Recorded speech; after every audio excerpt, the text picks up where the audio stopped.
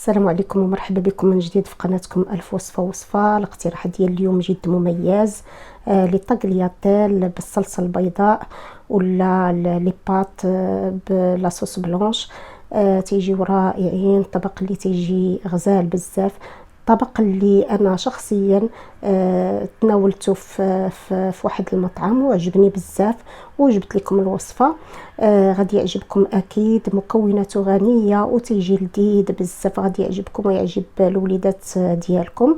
نخرجوا من على المعتاد ونحضروا بحال هاد الاطباق ديالنا للوليدات ديالنا ونتمتعوا معهم جميع، لما لا. كنتمنى ان الاقتراح ديال اليوم يكون نال الاعجاب ديالكم، وتنتمنى لكم فرجه ممتعه.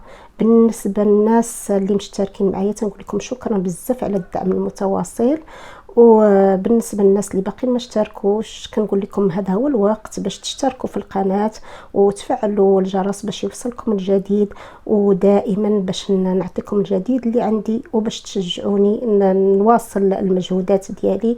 وشكرا. اذا بسم الله على بركه الله غادي نبداو في المقادير. بزاف الناس غادي يقولوا لي بان هاد المقادير ماشي في المتناول ديال الجميع، وانا تنقول لكم مره نمتعوا وليداتنا والازواج ديالنا، لما لا. هذه اطباق كتقدم في المطاعم، فمره ما نبقاوش منحصرين على الاطباق التقليديه ونحاولوا نجربوا بحال هاد الاطباق هذه. غادي نخرجوا نيت على المعتاد وتوليداتنا غادي نفرحوهم ان شاء الله. اذا بالنسبه للمقادير، عندي واحد العلبه ديال الفطر تكون صغيره، الا كانت عندكم طريه غتكون احسن. عندي واحد 3 ولا 4 لي طرونش ديال الدانت فيمي، هكا هذا الجامبون هذا كيجي بحال هكا المدخن، الديك الرومي المدخن. بالنسبه لهاد لي طرونش راه كلهم تيديروا 10 دراهم تقريبا، غادي تشريو 10 دراهم. انا هنا خديت تقريبا 100 غرام. عندنا واحد العلبه ديال القشده الطريه تكون هنا ديال الطبخ. عندي واحد 2 علب ديال الجبن طري، الجبن اللي بغيتو، المهم يكون جبن طري ماشي ياغورت. احسن ديروا الجبن الطري لان كيجي فيها زوين بزاف ولذيذ. عندي واحد المعلقه هنا كبيره ديال الزبده، وعندي شويه ديال الملح وشويه ديال الفلفل الاسود ولا الابزار. بالنسبه للمكون الرئيسي انا عندي هاد لي طاغلياتيل ولا لي بات كيجيو على هاد الشكل هذا بحال هكا. عندي 300 غرام تقريبا من هاد الطاغلياتيل هادي. ندوزو لطريقه التحضير اللي هي بسيطه جدا، وهذا الطبق هذا تيتحضر في 10 ديال الدقائق. لما لا نديرو حنا شي عشيوه بين الافراد ديال الاسره ديالنا وتنحضروه بسرعه وما تنعكزوش عليه. اذا ننتقلوا دابا لطريقه التحضير. اذا في واحد الطنجره تندير واحد 2 لتر ونص د الماء ولا 3 لتر د الماء على حسب لي بات اللي غادي ديروا. غادي نوضعوا فيهم شويه د الملحه وشويه د الزيت، وغادي نوضعوا فيهم هاد لي طاغلياتيل باش نسلقوهم. بالنسبه لمده السلق كتبقى على حسب داكشي اللي كتبغيو نتوما. ممكن انكم طيبوهم بزاف، كاين اللي ما تيبغيش يطيب لي بات بزاف، اذا ما نفوتوش فيهم 10 دقائق. اذا غادي ندير هاد لي طاغلياتيل، من بعد ملي غادي يتسلقوا ليا غادي نصفيهم نحطهم على جنب وندوزو نحضروا الصلصه. اذا بسم الله على بركه الله غادي نبداو التحضير ديال هاد الوصفه. قلنا سريعه جدا ما تطلبش منا وقت بزاف. غادي ناخذ ديك المعلقه الكبيره ديال الزبده، غادي ندوبوها هكا على النار.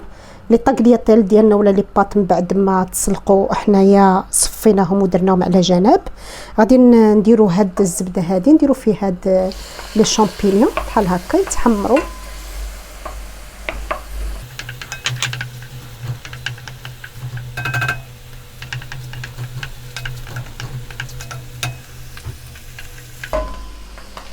الفقاع ديالنا من بعد ما تحمر غادي نضيفوا ليه هاد قلنا الدانت فيمي ولا الديك الرومي المدخن. هاد الديك راه قطعناه بحال هكا على شكل لي طاغلياتيل هكا طويل.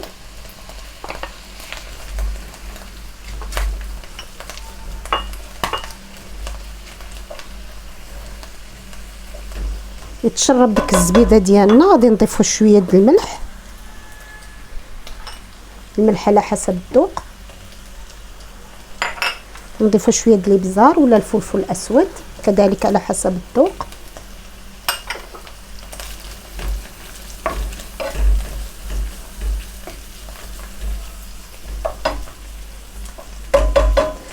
مباشره لما يتشرب لينا هاد دانت فيمي ديك شويه د الزبده غادي نضيفوا عليه الكريمه.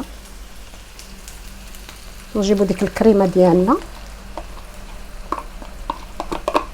قلنا الطبق اللي كيتحضر بسرعه ولكن كيجي لذيذ بزاف، صدقوني الا جربتوه غادي تبداو دائما تحضروه لوليداتكم.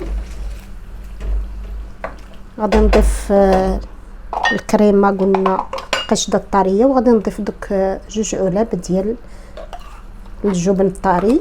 ديروا اي جبن عندكم، المهم يكون هذا الجبن هذا لان كيعطي فيها واحد المذاق خاص. الجبن الطري بيان سور ما يكونش حلو، يكون بسوس. اذا العناصر كلها غادي تتحرك. مني غادي تنسجم غادي نضيف فيها الطاغلياتيل، وهذا مكان ها هو الطبق ديالنا وجد. لاحظوا معايا كيتحضر في 5 دقائق ما كاملينش. احنا حضرنا طبق اللي هو شهي جدا وراقي، يعني ممكن انكم تمشيوا للمطاعم وتخلصوا عليه الثمن اللي يكون مرتفع، لان هاد الاطباق هذه اللي كتكون هكا غنيه تيكون الثمن ديالها مرتفع. اذا يغلى تغلى شويه هاد الكريمه، غادي نضيفوا الطاغلياتيل وغادي نقدم لكم الطبق. الطبق ديالنا من يغلى بحال هكا على هاد الشكل غادي نضيفوا فيه ديك الطاغلياتيل اللي كنا ولا لي باط اللي شفتوها اللي كنا صفيناها وحطيناها على جنب. غادي نعملوها في هاد لاصوص وغادي نخليوها تشرب مزيان هاد الصلصه هادي وغادي نقدموها.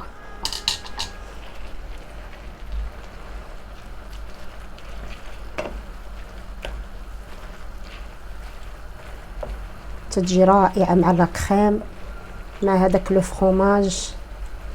ممكن ديروا اضافه صغيره من بعد ملي تبغوا تقدموها تزيدوا فيها الفرماج ديال الحمر.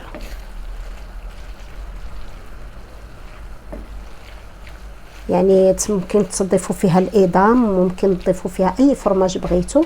انا هاد المرحله ما غاديش نديرها، غادي نكتفي فقط بهاد المكونات هذه كتجي لذيذه فقط بهاد المكونات.